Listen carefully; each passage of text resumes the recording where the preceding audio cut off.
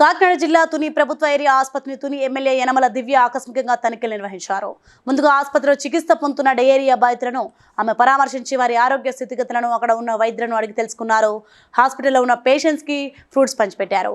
అనంతరం ఆసుపత్రిలో రోగులకు ఏ విధంగా వైద్యం అందుతుంది, అలా పలు విషయాలు ఆసుపత్రి సూపరింటెండెంట్ డాక్టర్ స్వప్నను అడిగి తెలుసుకున్నారు.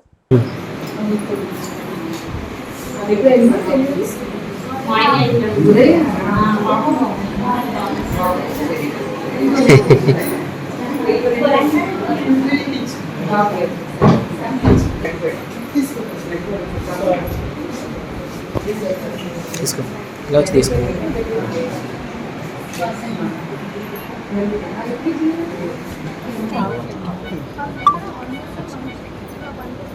స్టేట్లో మందే పోలీస్